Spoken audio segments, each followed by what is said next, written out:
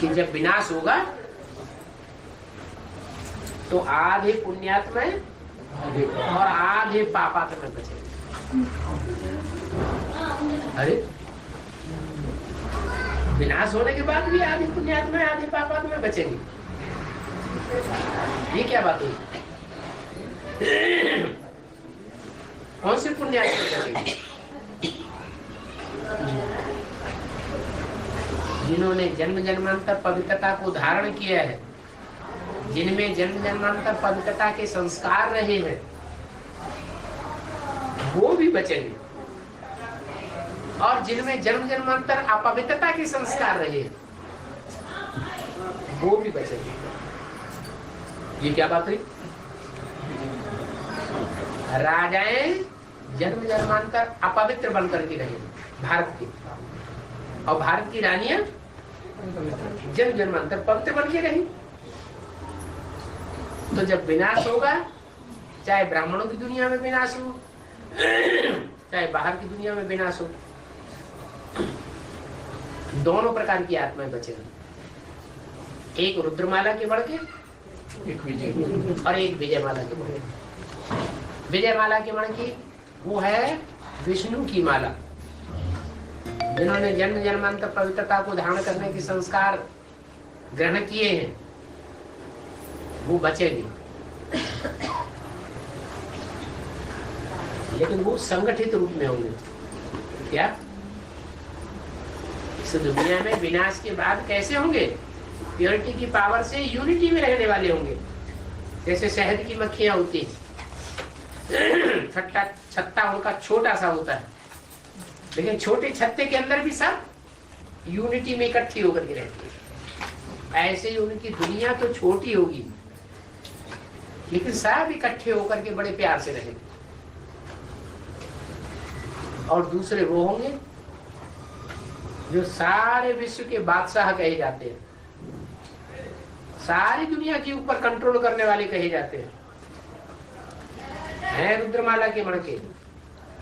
राजयोगी है, राजयोग सीखने वाले हैं, कंट्रोलिंग पावर धारण करने वाले हैं। लेकिन जब विनाश होगा तो सारी दुनिया में छिटके हुए होंगे।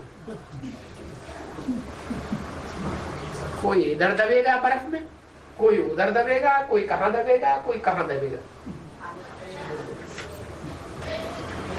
ये बिखरे हुए क्यों होते हैं? क्या कारण? इम्प्योरिटी। पुरुषार्थी तो बहुत है, लेकिन पुरुषार्थी जीवन में भी इम्प्योरिटी को धारण किया है। बाप को पहचानने वाले हैं, लेकिन पहचानने के बावजूद भी जो कमाई करनी चाहिए पवित्रता की, वो कमाई नहीं कर पाते हैं। शिव बाबा के बच्चे रुद्रमाला के बच्चे। क्या अब सवाल ये पैदा होता है कि शिव बाबा ऐसे बच्चों को राजा क्यों बना देता है? वो जन्म जन्मांतर के राजा बनते हैं और वो जन्म जन्मांतर की रानियां क्यों बनती हैं? उनमें ऐसा कौन सा विशेष गुण देख लिया और उनमें ऐसी कौन सी कमजोरी आ गई? है? वो रुद्रमाला के मणकों में कौन सी विशेषता देखी भगवान बाप ने जो जन्म जन्मांतर का राजा बना दिया? इतने अपवित्र है? आदिम नहीं होता नहीं, उन्होंने ही भगवान को पहचाना। और जो रानी बनने वाली आत्मा है, उन्होंने भगवान बाप को पहले नहीं पहचाना। जब दुनिया से ठोकरें लगी तब पहचाना। उन्होंने पहले ही पहचान लिया। इसलिए बाबा बोलते हैं कि तुम बच्चों में कोई गुण हो या ना हो, लेकिन एक गुण हर एक बच्चे में है। कौन सा गुण? बाप को पहचानने का गुण। बस इस एक गुण के आधार पर वो जन्म जन्मांतर की राजाई प्राप्त कर लेते हैं। भगवान बाप ये नहीं देखते कि ये जन्म जन्मांतर का पाकिट है, गंदा है। क्या देखते हैं? बाप की पहचान देखते हैं, पतित को नहीं देखते। उसका तो धंधा ही क्या है? भगवान बाप का धंधा क्या है? पतितों को बाप, उसको तो पतितों के बीच में ही धंधा है। अगर पतितों से प्यार न करे, पतितों के बीच में वो पतितों को पावन आकर के न बनाए, तो उसका धंधा ही खलास है। भगवान आता ही है पतितों को पावन बनाने के लिए। इसलिए जब इस सृष्टि पर आए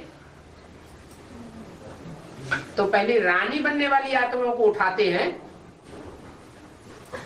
या राजा बनने वाली आत्माओं को उठाते हैं? जो राजा बनने वाली आत्माएं हैं वो पहले भगवान बाप को पहचानती है,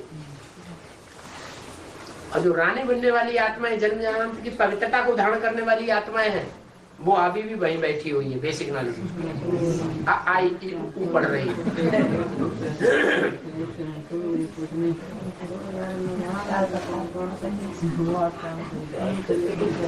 इसलिए भगवान के लिए बोलते हैं भगत लोग, तुम्हारी गतिमति तुम ही जानो। क्या भगवान की गतिमति भगवान ही जाने और न जाने कोई?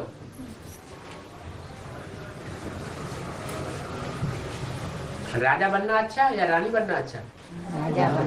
राजा बनना अच्छा। पति तमो प्रधान गंदे बिकाए।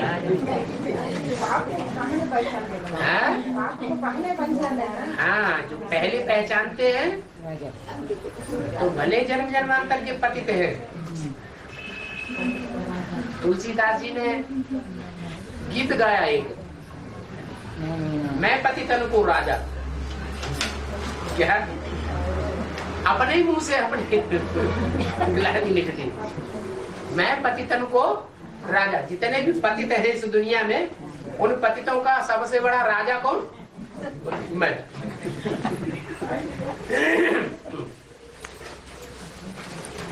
तो ये भी एक जोड़ी बन गई। क्या? जैसे जोड़ी होती है ना, एक होता है स्त्री चोला और एक होता है पुरुष चोला, एक होता है नेगेटिव, एक होता है पॉजिटिव, तो दोनों की जोड़ी बनती है। ऐसे ही एक पतित और दूसरा पावन, ये पतित पावन की जोड़ी बन जाती है। ऊपर वाला है पावन और नीचे वाला है पतित। वो जन्म जन्मांतर का पावन और वो जन्म जन्मांतर का पतित, दोनों की युति बनती है तो आकर के प्रवृत्ति मार्ग स्थापन करते हैं। और प्रवृत्ति मार्ग में कैसा?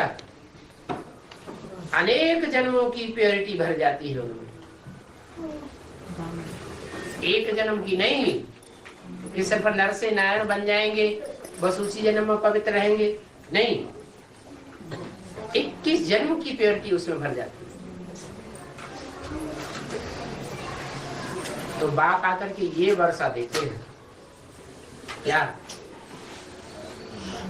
जो पतित आत्माएं हैं उनको पवित्रता का वर्षा देते हैं, और जो जन्म जन्मांतर की पावन आत्माएं हैं फिर उनको क्या वर्षा मिलता है?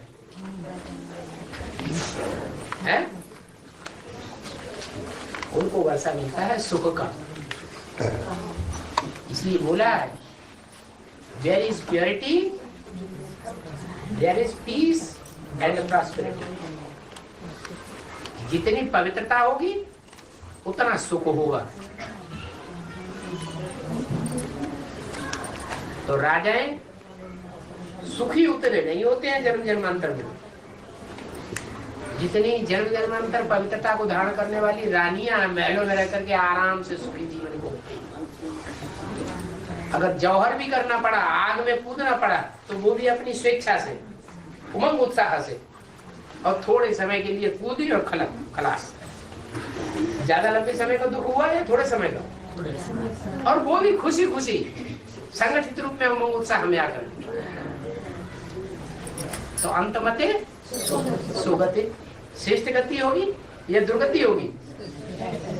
धर्म की रक्षा के लिए उन्होंने किया है। विधर्मी आकर के हमारे शरीर को हाथ न लगा दे, हमारा धर्म भ्रष्ट न कर दे। तो धर्म की रक्षा के लिए जन्म जन्मांतर जो रानियों ने जौहर किए हैं, वो जौहर उनकी पवित्रता को दिन दूना रात चौगुना और बढ़ाने वाला है।